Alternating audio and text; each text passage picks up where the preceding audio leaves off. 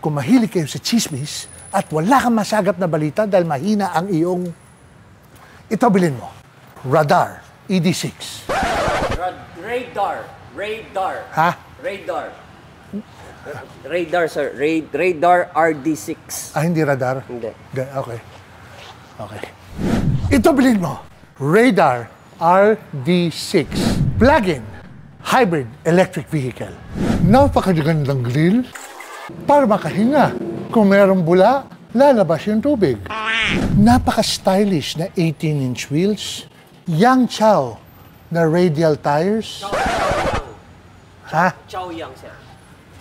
Chow Yang. Hindi Yang Chow. Chow Yang. Okay. Saan ba nabibili to? Sa North Park? Chow Yang na tires, pero hindi continental. So hindi siya kaldag mayaman.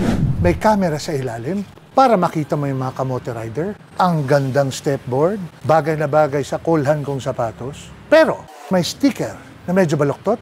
Tingin ko yung nagkabit, nakainom.